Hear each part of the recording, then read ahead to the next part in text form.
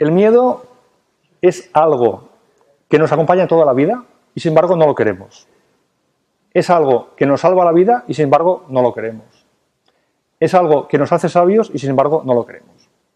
No sé si alguna vez os habéis planteado el por qué no lo queremos. O sea, si es tan útil y todo el mundo acepta que el miedo es útil para guardar la vida, ¿por qué tiene tan mala prensa?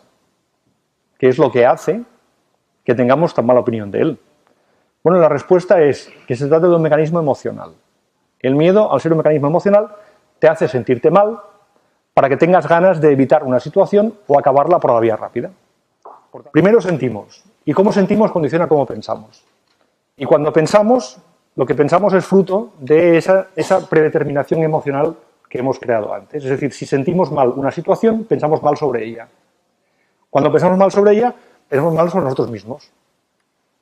Y así empieza el círculo vicioso. Si queréis más, en el libro lo tenéis muy bien explicado. También funciona en positivo. La diferencia está en que en negativo es automático y en positivo hay que aprenderlo. Por eso no hace falta enseñar a nadie a pensar mal, pero sí hace falta practicar el pensamiento positivo. Así funciona la cosa. Claro, cuando tú tienes miedo y no sabes qué hacer con él, en ese momento empiezas a culpabilizarte y a compararte con la gente que te rodea, viéndolos mejor a ellos que a ti, que igual no es verdad, pero a ti te lo parece.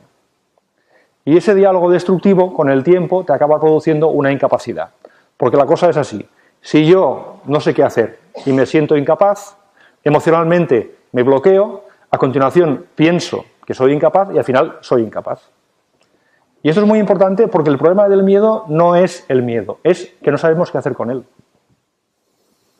Cuando la gente aprende qué hacer con su miedo, descubre que ese miedo se convierte en un potenciador. Imaginaros qué pasaría si en una situación que para mí es difícil, yo sé qué hacer, eso me genera un pensamiento positivo, se me ocurren ideas y a partir de ahí creo más en mí, desarrollo confianza y desarrollo autoestima. ¿A qué mola? ¿Sí? ¿Por qué ocurre esto? Sencillamente porque el miedo te pone a prueba y cuando una prueba la superas, creces. Por tanto, el miedo es el mejor creador de consciencia que tenemos. Porque el miedo nos hace conscientes de las dificultades, aunque éstas no tengan causa real. La diferencia entre una persona que se lidera y una que no se lidera, es decir, la persona que hace cosas o la persona que le pasan cosas, es la capacidad de decidir cómo vive cada situación. O yo decido cómo vivo esto, o la situación me decide a mí. Y esta es la diferencia. Porque cuando yo soy capaz de decidir cómo vivo las situaciones, paso de vivir como me toca a vivir como yo podría ser. Porque lo que se llama zona de confort, que es el conjunto de conductas que nosotros tenemos como aceptadas y normales, que es lo que creemos que somos, sencillamente se debe a que muchas veces no probamos cosas nuevas. Pero en la zona de confort no hay aprendizaje. Para aprender hay que dedicar tiempo y esfuerzo, y eso significa salir de la zona de confort, no hay otra. ¿Qué pasa cuando no salimos nunca de la zona de confort? Pues lo que ocurre es que vamos cayendo en las garras del automatismo y vamos dejando de ser lo que podríamos ser. Vamos reforzando el muro que nos separa de lo que podríamos ser. Y ese mecanismo de no salir nunca de la zona de confort, si alguien se lo puede permitir, que lo haga, allá ellos, ¿no? Pero tiene dos peligros. Primero, que el mundo cambiante a veces no lo permite. Yo estaba muy bien, pero estoy en paro. ¡Ostras! ¿Y ahora qué hago? Estoy fuera de la zona de confort y sin músculo. Segundo inconveniente. Hombre, si yo estoy siempre en la zona de confort, me aburro como una ostra, porque en la zona de confort es repetición. Todo aprendizaje está fuera de la zona de confort. Y si vosotros estáis siempre en la zona de confort, ese personaje que nos hemos creado para ir por la vida, que se llama ego, ese personaje se acaba comiendo a la persona.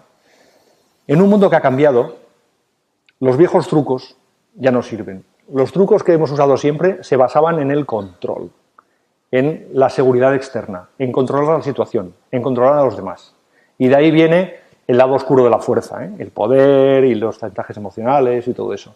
Hay un capítulo en el cual explico qué hacemos con el miedo a la antigua, lo que hemos hecho hasta ahora, buscando esa seguridad a través del control, etcétera, etcétera.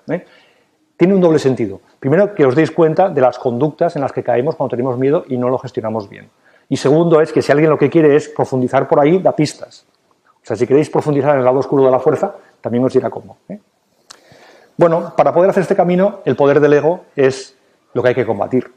el ego es parte nuestra, pero no es nosotros. Cuando el ego toma las riendas, el capitán de la nave, que es nuestro yo superior, se va del puente de mando y el barco no puede decidir su rumbo.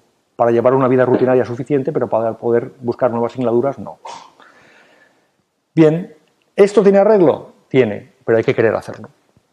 Entonces, cada uno que haga la reflexión de qué camino quiere hacer en la vida. No hace falta ser heroicos, luego hablaremos un poco de cómo lo haremos, ¿no? Pero lo que es importante es tener en cuenta una cosa. En las seguridades externas tienen dos problemas. Primer problema, siempre son insatisfactorias. El controlar a los demás y controlarte a ti mismo siempre es relativo, nunca es total. Siempre depende de cosas que no puedes controlar y siempre puedes perderlo. Con lo cual, viene el segundo problema. Es profundamente adictivo. La gente que quiere controlar no acaba nunca. El que quiere poder siempre quiere más poder. El que quiere control siempre quiere más control.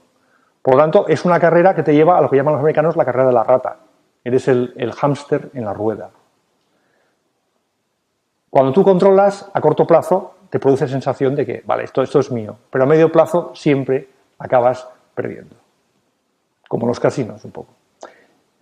Por el contrario, tenemos herramientas hoy en día para emprender caminos nuevos.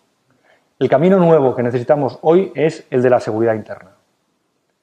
La seguridad de verdad no es la seguridad externa que depende del control, sino la seguridad interna que depende de lo que tú eres capaz de coordinar y hacer equipo y ensamblar entre tus emociones y tu pensamiento. Esa autogestión es la que te da seguridad interna, es la que te da la capacidad de sentir que tienes recursos para afrontar cualquier situación, por nueva que sea. La buena noticia es que esto se entrena. La mala noticia es que hay que aceptar para eso que tenemos que hacerlo. Sin miedo no hay valor. El miedo es lo que nos hace valientes. Aunque a menudo lo confundimos porque las conductas vistas superficialmente pueden parecer las mismas, lo cierto es que un inconsciente y un valiente pueden hacer la misma cosa, pero no es lo mismo. El inconsciente sencillamente no se ha enterado. Y el valiente ha visto que hay un riesgo y a continuación lo que ha hecho ha sido superarlo. Por tanto, ahí hay un crecimiento. Esto es tan importante que el miedo se ha convertido durante milenios en la vara de medir de lo que valía una persona. ¿Os alguna vez os habéis planteado por qué hablamos de valor? Igual que hablamos de valores de bolsa. Porque la persona que valía era la persona que era capaz de superar su miedo. Puedo decir la persona, puedo decir el australopiteco, o el cromañón o el neandertal. La capacidad de superar el miedo es lo que ha dado la valía de una persona. Y esto tiene una trampa que hay que tener cuidado. Y es que si culturalmente eso ha cuajado porque era útil, vigilar que el pensamiento subsiguiente es si el que tiene capacidad de superar su miedo es el que tiene valor, el que no tiene esa capacidad no vale. Y esto ha sido un problema para mucha gente, porque entonces tienes el miedo y además la culpabilidad y la vergüenza. Y eso aún te aleja más de la buena gestión. No caigáis en esta trampa. Cuando os comparéis con los demás, ellos van a mostrar su lado bonito y vosotros vais a ser conscientes de vuestro lado feo. Por lo tanto, siempre vais a perder la comparación. Aparte, vuestro cerebro tiene lo que se llama sesgo negativo cerebral, en el que tiene más facilidad para ver lo malo que lo bueno. Por tanto, vigilar esas comparaciones. Pero es que además, en ese miedo concreto igual tú pierdes, pero en otro tú ganas.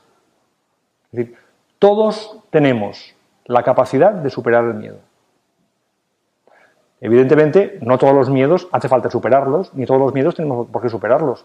Si yo hago lo que dice el miedo, vivo en función del miedo, tanto como si yo hago lo contrario a lo que me dice el miedo, que es la huida hacia adelante. Lo que importa no es que yo haga lo que dice el miedo, tanto porque le haga caso, porque vaya en contra de él. Lo que importa es que yo pueda decidir mi vida. Y esa es la diferencia. La persona que de verdad tiene valor es la persona que es capaz de decidir su vida a pesar del miedo. Sea que le pida seguir sus órdenes o sea que le pida luchar contra ellas. Los verdaderos héroes somos nosotros. A veces me pasa con alumnos. Dices, es que ahora no hago esto porque no estoy bien. A ver, si has de esperar a hacer las cosas a estar bien, nunca haces nada.